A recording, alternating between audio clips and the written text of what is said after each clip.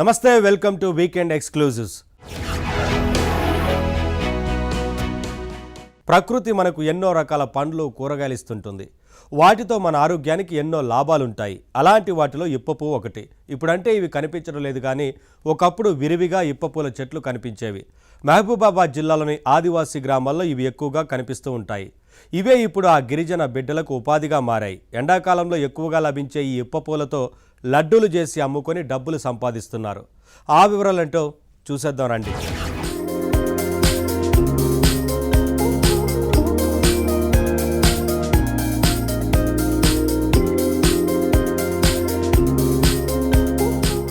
మహబూబాబాద్ జిల్లా కొత్తగూడ, గంగారం ఉమ్మడి మండలాల ఆదివాసీ గిరిజనులకు వేసవి కాలంలో ఎలాంటి వ్యవసాయ పనులు దొరకవు. అడవులలో సహజ సిద్ధంగా లభించే ప్రకృతి సంపద అయిన ఇప్ప పువ్వు ఆ సమయంలో జీవనోపాధి చూపిస్తుంది. ఏప్రిల్, మే నెలలో ఇప్ప పువ్వును సేకరించి ఎండపెట్టి అమ్ముకొని సొమ్ము చేసుకుంటారు. మరికొంతమంది అయితే పూర్వీకుల ఆచారం ప్రకారం ఇప్ప పువ్వులతో కుడుములు చేసి ఊరూరా తిరిగి అమ్ముకొని జీవనోపాధి పొందుతారు. అందులో భాగంగానే గంగారం మండలం మహాదేవుని గూడానికి చెందిన కొందరు మహిళలు ఇప్ప పువ్వుతో నాణ్యమైన లడ్డూలు తయారు చేస్తున్నారు. అందరి మన్ననలను పొందుతున్నారు. ఎలాంటి పిండి పదార్థాలు కలవకుండా పల్లీలు, నువ్వులు, జీడిపప్పు, ఇలాచి, ఇప్ప పువ్వును నేతిలో వేయించి పొడిగా తయారు చేసిన తర్వాత మేలిమైన బెల్లంతో పానకంలో కలిపి లడ్డూలను తయారు చేస్తామని మహిళలు తెలిపారు. ఒక్కొక్క లడ్డూను 10 రూపాయల చొప్పున విక్రయిస్తామంటున్నారు. ఒక్కో బాక్సులో లడ్డూలను 6 చొప్పున పెట్టి విక్రయిస్తామని, ఎక్కువ మొత్తంలో కావాలనుకున్న వారికి 15 నుంచి 20 చొప్పున బాక్సులలో పెట్టి అమ్ముతున్నామని తెలిపారు.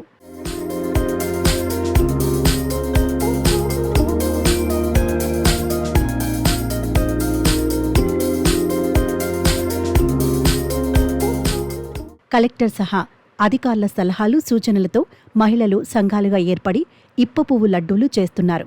ఇవి రుచి మాత్రమే కాదు, ఆరోగ్యానికి మేలు చేసేవి కావడంతో తయారు చేస్తున్నారు. నడున్నొప్పి, కిడ్నీలో రాళ్లను తొలగిస్తున్నాయని చెబుతున్నారు. ఇప్ప పువ్వుల ద్వారా మంచి లాభాలు కూడా వస్తుండటంతో అధికారుల సూచన మేరకు ట్రైనింగ్ తీసుకుని తయారు చేస్తున్నట్లు మహిళలు చెబుతున్నారు. పేరు ఈశ్వరమ్మ.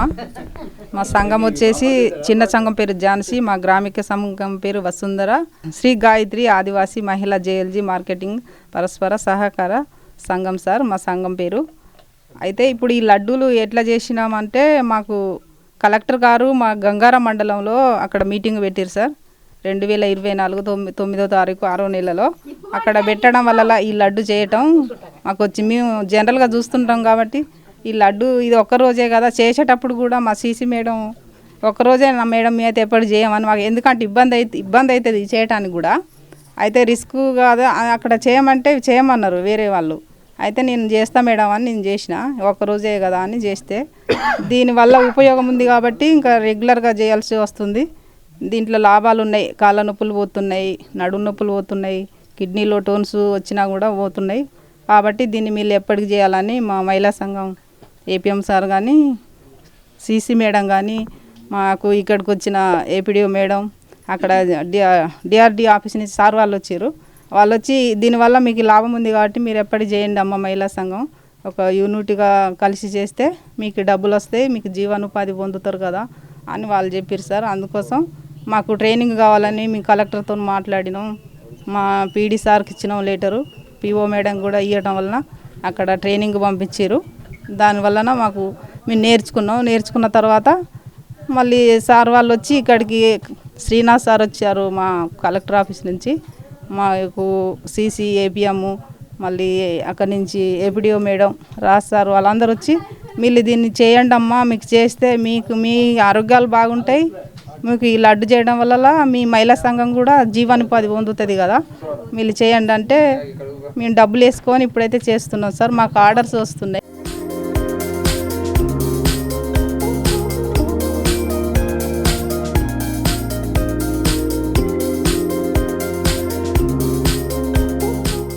తాము ఆర్థికంగా వెనుకబడి ఉన్నామని, ప్రభుత్వం తరపు నుంచి సాయం చేస్తే బావుంటుందని మహిళలు అభిప్రాయపడుతున్నారు. అలాగే తమ గ్రామంలో నీటి సౌకర్యం సరిగ్గా లేదని అధికారులు చర్యలు తీసుకోవాలని కోరుతున్నారు. మా ఆర్డర్ ఎంత వస్తే అంతవరకు చేసి పంపుతాం. 15-16 మంది ఉన్నాం సార్. మాకు ఎంతో కొంత ఆర్థిక సాయం చేయాలి గవర్నమెంట్ నుంచి. మేము చాలా కష్టపడుతున్నాం సార్. ఎన్ని బోర్లు వేసినా మా ఊళ్ళో వాటర్ పడట్లే. పక్క ఊళ్ళకి కూళ్ళకి పోవాలంటే చాలా ఇబ్బంది అవుతుంది. వెహికల్ తీసుకొని పొద్దున పోయి 12 గంటలకి, ఎండాకాలం అయితే మస్తు ఇబ్బంది అవుతుంది చిన్నపిల్లల్ని వదిలిపెట్టి కూళ్ళకి పోవడం. మాకు ఈ లడ్డు అనేది చాలా సాయం చేసింది ఈ మహిళా సంఘాల తరపు నుంచి. మేము మా ఊళ్ళో మేమే చేసి బతకడం కోసం కాబట్టి మాకు ఎంతో కొంత ఆర్థిక సాయం చేయాలని కోరుకుంటున్నాం సార్. మా ఊళ్ళో 8 గ్రూపులు దాకా ఉన్నాయి సార్. మేము 16 మంది ఉన్నాం మహిళలు. ఒక సంఘానికి 2 అట్లా ఈ లడ్డు సంఘంలో ఉన్నాం. అందరం కలిసి లడ్డు తయారు చేస్తున్నాం.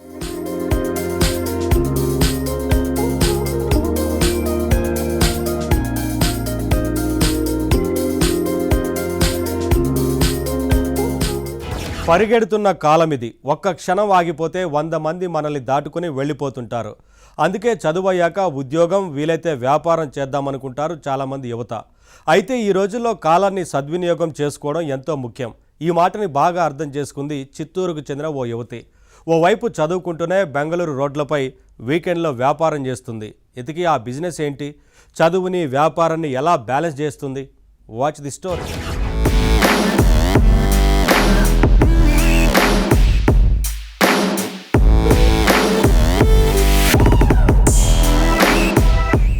ప్రస్తుతం వేగంగా అభివృద్ధి చెందుతున్న కాలంతో పాటు నేటి యువత కూడా అంతే వేగంగా వారి వారి అభిరుచులకు తగినట్టుగా జీవిత ప్రయాణ ప్రణాళికలు సిద్ధం చేసుకుంటున్నారు. విద్యార్థి దశలోనే ఉద్యోగమా, వ్యాపారమా, మరేదైనా రంగమా అనేది నిర్ణయించుకుంటున్నారు.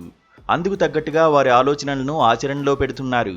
ఈ క్రమంలోనే చిత్తూరుకు చెందిన మేఘన అనే యువతి చదువుకుంటూ తనకు ఇష్టమైన రంగాన్ని ఎంచుకున్నారు. ఎగ్ లేకుండా, మైదా వాడకుండా కేక్స్ తయారు చేస్తూ తన ప్రత్యేకతను చాటుతున్నారు. కేక్స్ తయారీలో ట్రైనింగ్ తీసుకున్న మేఘన తాను నేర్చుకున్న దానికి మరిన్ని మెలకువలు జోడించి భిన్నమైన, రుచికరమైన కేకులు తయారు చేస్తున్నారు. చదువును కొనసాగిస్తూనే వారాంతంలో తాను తయారు చేసిన కేకులను విక్రయిస్తున్నారు. తన బైక్నే ఫుడ్ స్టాల్గా ఏర్పాటు చేసుకుని తక్కువ ధరకు నాణ్యమైన కేక్స్ విక్రయిస్తుండటంతో అక్కడికి వచ్చే యువతను ఆకట్టుకుంటోంది. బెంగళూరులోని ఎక్కువ రద్దీ ఉండే ఫుడ్ స్ట్రీట్లలో ఈ వివిపురం ఫుడ్ స్ట్రీట్ ఒకటి మనం ఒకసారి చూడొచ్చు. ఇక్కడ వీకెండ్లలో ఎక్కువగా కూడా యూత్ మొత్తం ఇక్కడికి వచ్చి ఫుడ్ అయితే ఎంజాయ్ చేస్తుంటారు. ఈ స్ట్రీట్ మొత్తం కూడా వెజ్ సంబంధించిన ఆహార పదార్థాలే విక్రయిస్తుంటారు. నాన్ వెజ్ లేకుండా వెజ్ ఉండడంతోనే ఇక్కడ ఒక ఫుడ్ ఎంజాయ్ చేయడానికి కానీ ప్రత్యేకంగా అనపకాయగా సంబంధించి అవైలబుల్ అంటారు కన్నడలో. అనపకాయకి సంబంధించి కూడా ఇక్కడ 365 రోజులు కూడా ఇక్కడ విక్రయించే పరిస్థితి ఉంటుంది. ఇక్కడ ఈ ప్రాంతంలోనే చిత్తూరుకు చెందిన మేఘన కేక్స్ అమ్ముతూ కూడా ఇటీవల ఎక్కువగా కూడా ఫేమస్ అవుతుంది. ఇక్కడికి ఫుడ్ స్ట్రీట్కి వచ్చే ప్రతి ఒక్కరు కూడా ఫుడ్ని ఎంజాయ్ చేయడంతో పాటు ఈ కేక్ను కూడా ఎంజాయ్ చేస్తున్నారు. మనతో పాటు మేఘన ఉన్నారు, ఒకసారి మాట్లాడదాం. హాయ్ మేఘన, ఈ చదువుకుంటూ ఈ కేక్స్ ఇక్కడ అమ్మాలని చెప్పి వీకెండ్ లో మాత్రమే పెడుతున్నా ఉంటున్నారు కదా, సో ఎందుకు ఈ ఆలోచన వచ్చింది? ఎప్పటి నుంచి స్టార్ట్ చేశారు? సార్ ఇది స్టార్ట్ చేసి 2 years అయింది. వీకెండ్ ఎందుకంటే మాకు ప్రాసెసింగ్ లేట్ ఉంటుంది sir. It's a process 12 hours ఉంటుంది. ఇది eggless and maida free cheese cake అంతా. సో అందుకే వీకెండ్ ఫ్రైడే, సాటర్డే, సండే, ఎందుకంటే నేను చదువుకొని స్టార్ట్ చేస్తున్నాను, MBA చదువుకొని స్టార్ట్ చేసింది. సో లైక్ సైమల్టేనియస్గా చదువును ఇంపార్టెంట్ అనేసి అది చేసుకొని లైక్ వీకెండ్లో చీజ్ కేక్ సేల్ చేస్తాను సార్. నేను చదువుకుంటూ ఈ పని చేయడం ఎలా అనిపిస్తుంది? ఎందుకు చేస్తున్నారు? సార్ లైక్ నాకు క్వాలిటీగా లైక్ సర్వ్ చేయాలా అనేసి ఇష్టము. అండ్ ఆల్సో ఇది ఎగ్లెస్, మళ్ళీ లైక్ నాకు ప్యాషన్ ఉంది సార్ ఇది స్టార్ట్ చేయాలా అనేసి. సో అందుకే వీకెండ్లో ఇది ఫుడ్ స్ట్రీట్లో నాది చిన్న స్టాల్ ఉంటుంది, బండిలో సెటప్ చేస్తాను. అండ్ వీక్ డేస్లో నేను చదువుకోతాను సార్. ఇది మీ దగ్గర ఎన్ని రకాల కేక్స్ ఉంటాయి? ఇవన్నీ కూడా ప్రాసెసింగ్ ఎలా ఉంటుంది? సార్ నాది 4 varieties ఆఫ్ చీజ్ కేక్ ఉంటుంది. మీకు blueberry cheesecake, Nutella cheesecake, chocolate cheesecake and Lotus Biscoff అంటే ఫారెన్ బిస్కెట్ చీజ్ కేక్. మళ్ళీ బ్రౌనీస్ ఉంటుంది సార్. బ్రౌనీస్లో మెనూ చేంజ్ అవుతూ ఉంటుంది every weekend. Like walnut brownie, choco chip brownie, plain brownie ఆ తర. మళ్ళీ కొరియన్ చీజ్ బనానాస్ ఉంది సార్, రీసెంట్గా యాడ్ చేసిన 2 months అయింది. సో రెస్పాన్స్ ది అంతా లైక్ రెగ్యులర్ కస్టమర్స్ ఉంటారు సార్. మా ఇక్కడికి వచ్చే ఎక్కువగా యూత్ వస్తుంటారు కదా, సో మీరు యూత్ చదువుకుంటూ ఇది చేస్తున్నారు, సో ఎలా వాళ్ళ నుంచి రెస్పాండ్ అవుతుంది మీరు ఇక్కడ వచ్చే కస్టమర్స్? సార్ రెస్పాన్స్ అంటూ బాగుంది సార్. లైక్ అఫోర్డబుల్ అనేసి అంటూ ఉంటారు కంపేర్డ్ టు అదర్స్. మళ్ళీ క్వాలిటీ ఉంది, రిపీటెడ్ కస్టమర్స్ ఉన్నారు సార్ మాకు. సో ఎక్కడెక్కడి నుంచినో వచ్చి తినుకొని టేస్ట్ చేసుకొని పోతారు చీజ్ కేక్స్. ఇవన్నీ ప్రాసెస్ చేయడం, ఇవన్నీ ప్రిపేర్ చేయడం మీరే చేస్తారా?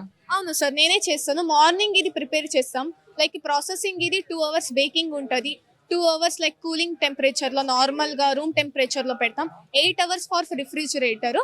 మళ్ళీ లైక్ కటింగ్ అంతా సేరి మాకు 12 hours పైనే అవుతుంది సార్ ప్రిపరేషన్. సో ఇప్పుడు చదువుకుంటూనే మీరు ఇలా చేస్తున్నారు కదా, యూత్కి మీరు ఇచ్చే ఏమన్నా చెప్పాలనుకుంటున్నారా? మీ ప్యాషన్ ఏంటి? ఫర్దర్గా దీన్ని ఇప్పుడు బండి మీద చేశారు కదా, దీన్ని ఫర్దర్గా ఏమన్నా తీసుకెళ్ళాలనుకుంటున్నారా? ఎలా? సార్ ఇప్పుడు చిన్నదిగా స్టార్ట్ చేసినాను సార్, ఒక మంచి రెస్పాన్సెస్ అంతా బాగుంది. లైక్ క్వాలిటీ ఫుడ్ ఎక్కడన్నా చిన్న స్టాల్ కన్నా పెద్ద రెస్టారెంట్ అయినా క్వాలిటీ ఇస్తే అందరూ వస్తారు సార్. లైక్ చిన్నది పెద్దదంతా ఏమీ లేదు, లైక్ క్వాలిటీ ఫుడ్గా మనం సర్వ్ చేసి టేస్ట్గా ఉంటే అఫోర్డబుల్ ప్రైస్కి వస్తే అందరూ లైక్ చిన్న రెస్టారెంట్ నుంచి పెద్ద రెస్టారెంట్ వరకు అందరూ ఎంజాయ్ చేస్తారు సార్. ఎక్కడైనా కానీ రోడ్ స్ట్రీట్లోనైనా కానీ 5 star రెస్టారెంట్లోనా కానీ లైక్ క్వాలిటీ ఫుడ్ ఉంటే అందరూ ఎంజాయ్ చేస్తారు సార్ ఫుడ్గా. సో లైక్ కంపేర్ చేస్తారు, లైక్ వేరే ఫుడ్ కును కంపేర్ చేస్తారు, మనకు కంపేర్ చేస్తారు. లైక్ క్వాలిటీ ఫుడ్ ఇస్తే అందరూ వస్తారు సార్ మనకు. ఫ్యూచర్ గోల్ ఏంటి అసలు? సార్ ఫ్యూచర్ గోల్ లైక్ పేరెంట్స్ని మంచిగా చూసుకొని లైక్ బిజినెస్ని గ్రో చేసుకోవాలా, లైక్ అఫోర్డబుల్ ప్రైస్గా క్వాలిటీగా ఇవ్వాలా అనేసి నాది ఏమో. అండ్ ఎగ్లెస్గా లైక్ మాది ఏమంటే ఎగ్లెస్, సో కాన్సన్ట్రేట్ చేస్తూ ఉంటాము. సో కొత్తగా మేము ఇంట్రడ్యూస్ చేస్తూ ఉంటాము లైక్ 6 months once. సో క్వాలిటీగా లైక్ ట్రెండీ ఏం ఉంటుందో మీకు అఫోర్డబుల్ ప్రైస్లో మాకు వివిపురం ఫుడ్ స్ట్రీట్లో చీజ్ కేక్ స్టాల్ ఉంటుంది సార్. మాకు ఇవన్నీ ప్రిపేర్ చేయడం అనేది ఎక్కడ నేర్చుకున్నారు? చిన్నప్పటి నుంచి ప్యాషన్ కొద్ది చేస్తున్నారా ఎలా? సో ప్యాషన్ అంటే నాకు కాలేజ్ డేస్ నుంచి స్టార్ట్ అయింది. డెజర్ట్స్ లైక్ ఫ్రెండ్స్ అంటూ ఉంటే బయటికి పోతాం, కేక్ కటింగ్ ఉంటుంది బర్త్డేస్కి అంతా. బట్ నాకేమంటే స్వీట్స్లో ఎక్కువ ఇష్టం, కేక్స్. సో దానిపైన ఇంట్రెస్ట్లో నేను ముంబైలో నేర్చుకున్నాను ఇది యాక్చువల్గా. సో అక్కడ రెసిపీ ఇక్కడ నేర్చుకొని మళ్ళీ నాది సిగ్నేచర్ స్టైల్ ఉండాలి కదా సార్, అందరూ మైదా యూస్ చేస్తారు. సో నేను మైదా ఫ్రీ లైక్ హెల్త్ పరంగా నేను చూసి cheese cake maida free and egg free చేసినాను. సో అది నా సిగ్నేచర్ సార్. ఇది చిత్తూరుకి సంబంధించిన తను చదువుకుంటే కూడా ఇక్కడ ఒక స్టాల్ లాగా ఒక బైక్లో తీసుకొచ్చి బైక్నే ఒక స్టాల్గా తీసుకొని కూడా మొత్తం వీక్ డేస్లో చదువుకుంటూ వీకెండ్లో ఈ కేక్స్ అమ్ముతూ కూడా క్వాలిటీగా మైదా లేకుండా ఆరోగ్యంగా కేక్స్ తినాలనే వాళ్ళకి మైదా లేకుండా ఆరోగ్యవంతంగా, అలాగే ఎగ్లెస్తో కూడా ఈ కేక్లన్నీ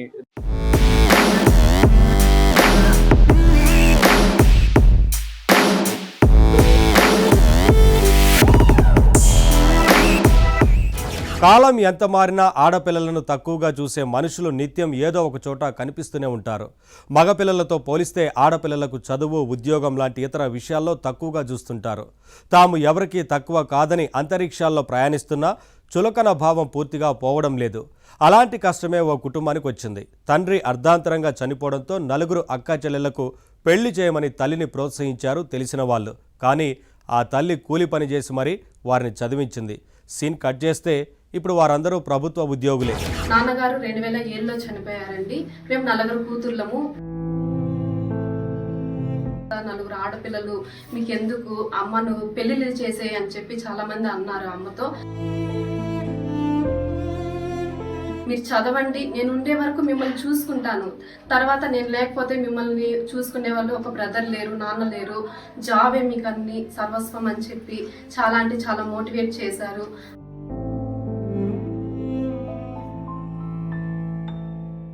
ఈ ఫోటోలో కనిపిస్తున్న 4 అక్క చెల్లెళ్ళు ప్రభుత్వ ఉద్యోగులే. తండ్రి చనిపోవడంతో తల్లి దినసరి కూలీగా పనిచేస్తూ ఉండడాన్ని చూసిన ఈ 4 అక్క చెల్లెళ్ళు పట్టుదలతో ప్రభుత్వ ఉద్యోగాలు సాధించారు. ఆ ఊర్లో అందరికీ ఆదర్శంగా నిలుస్తున్నారు.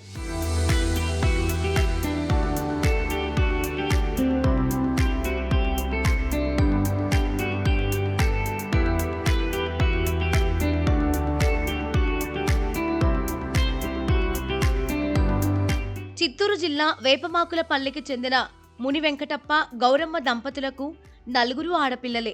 అయితే ఆ 4 ఆడపిల్లలే ఇప్పుడు ఆ ఊరికి ఆదర్శంగా మారారు.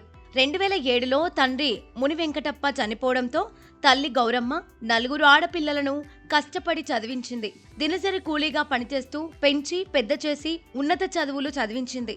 ఆర్థికంగా కష్టమైన 4 అక్క చెల్లెళ్ళు ప్రభుత్వ ఉద్యోగాలు సాధించారు. పెద్ద కుమార్తె వీణాకుమారి 2014లో కానిస్టేబుల్గా ఎంపికవ్వగా రెండో కుమార్తె వాణి 2016లో ఎస్జిటి టీచర్గా ఉద్యోగం సంపాదించింది. ఇక మూడో కుమార్తె వనజాక్షి 2025లో కానిస్టేబుల్గా ఉద్యోగం సాధించింది. తాజాగా డిఎస్సి ఫలితాల్లో నాలుగో కుమార్తె శిరీష ఎస్జిటి టీచర్గా ప్రభుత్వ ఉద్యోగం సాధించింది. నా పేరు వనజాక్షిని, వేపమాకులపల్లి గ్రామము, పొంగనూరు మండలము, చిత్తూరు జిల్లా. మా అమ్మ పేరు గౌరమ్మ, నాన్న పేరు ముని వెంకటప్ప. నాన్నగారు 2007లో చనిపోయారండి. మేము 4 కూతుర్లము. 2007లో నాన్న చనిపోయిన తర్వాత 4 ఆడపిల్లలు, మీకెందుకు అమ్మను పెళ్లిళ్ళు చేసే అని చెప్పి చాలా మంది అన్నారు అమ్మతో. కానీ అమ్మ అవేమి పట్టించుకోకుండా, మీరు చదవండి, నేను ఉండే వరకు మిమ్మల్ని చూసుకుంటాను, తర్వాత నేను లేకపోతే మిమ్మల్ని చూసుకునే వాళ్ళు ఒక బ్రదర్ లేరు, నాన్న లేరు, జాబే మీకు అన్ని సర్వస్వం అని చెప్పి చాలా అంటే చాలా మోటివేట్ చేశారు. అలాగే అమ్మ తర్వాత అమ్మలాగా అక్క వాళ్ళు వీణాకుమారి, వాణి. వీణాకుమారికి 2014లో కానిస్టేబుల్గా జాబ్ వచ్చింది. 2016లో వాణి అక్కకి ఎస్జిటిగా వచ్చింది. 2025లో వనజాక్షిని నేను కానిస్టేబుల్గా సెలెక్ట్ అయ్యాను. నా చెల్లెలు శిరీష డిఎస్సిలో సెలెక్ట్ అయింది. అలాగే మా బావగారు సుబ్రహ్మణ్యం కానిస్టేబుల్గా వర్క్ చేస్తున్నారు, అనిల్ కుమార్ టీచర్గా వర్క్ చేస్తున్నారు. చాలా అంటే వాళ్ళు కూడా చాలా సపోర్టివ్ ఇచ్చారు, ఒక బ్రదర్ లాగా, ఒక ఫాదర్ లాగా చాలా సపోర్టివ్ చేశారు. అలాగే మా మావయ్య మేనమామ అవుతారు, మా అమ్మ వాళ్ళ బ్రదరు, తను కూడా చాలా సపోర్టివ్ చేసి మీరు చదువుకోవాలి, మీరు చదవాలి, మీకు ఎంతైనా కానీ నేనున్నాను అన్నట్టు కాలేజెస్ దగ్గర కానీ స్కూల్స్ దగ్గర కానీ తను కూడా చాలా అంటే చాలా మోటివేట్ చేసి చదివిపించినారు. ఇప్పుడు మేము ఈ స్టేజ్లో ఉండడానికి కూడా కారణం మా ఫ్యామిలీ. చాలా అంటే చాలా హ్యాపీగా ఉంది. ఇప్పుడు మా అమ్మ ఇదే కోరుకునింది, మేము ఇదే ఇచ్చినాము. చాలండి, చాలా థ్యాంక్ యూ సో మచ్. ఒకే కుటుంబంలో 4 కుమార్తెలు ప్రభుత్వ ఉద్యోగాలు సాధించడంతో ఆ తల్లి కన్నీటి పర్యంతమయ్యారు. 2 కుమార్తెలు పోలీసులు, మరో 2 కుమార్తెలు టీచర్లుగా ఎంపికవడంతో ఆ కుటుంబం ఆనందానికి అవధుల్లేవు. తమను ఉన్నత స్థాయిగా తీర్చిదిద్దిన తల్లి గౌరమ్మకు కుమార్తెలు కృతజ్ఞతలు తెలిపారు. అత్యున్నత స్థాయికి చేరుకున్న 4 అక్క చెల్లెళ్లను గ్రామస్తులు అభినందించారు.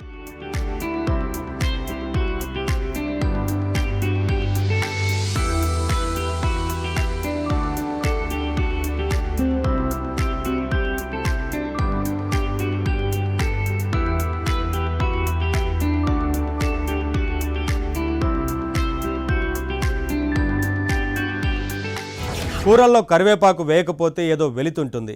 అలాగని వంటలో వేసిన కరివేపాకుని తింటామా అంటే చాలామంది అలా తీసి పారేస్తూ ఉంటారు. నిజానికి రోజుకో కరివేపాకు తింటే ఆరోగ్యానికి ఎంతో మంచిది. ఇప్పుడు ఈ కరివేపాకు గురించి ఎందుకంటారా? కూరలో అలా తీసి పారేసే కరివేపాకే ఇప్పుడు లక్షలు కుమ్మరించే వ్యాపారంగా మారింది. సాగు చేసిన రైతులకు బంగారు పంటగా మారుతోంది.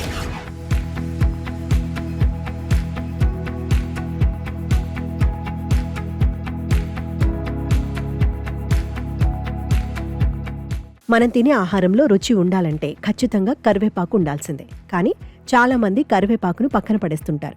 5 రూపాయలకో 10 రూపాయలకో ఓ చిన్న కట్టొస్తుంది కదా అని తేలిగ్గా తీసి పారేయవద్దు. ఎందుకంటే కరివేపాకుతో ఏపీలో ఏటా 100 కోట్ల రూపాయల వ్యాపారం జరుగుతోంది.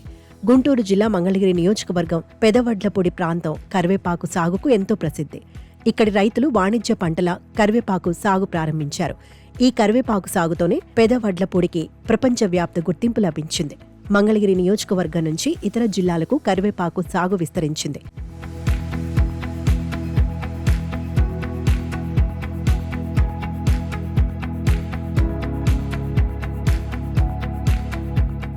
అనంతపురం జిల్లా తాడిపత్రి, పెద్దపప్పూరుల్లో భారీ విస్తీర్ణంలో కరివేపాకు సాగవుతోంది.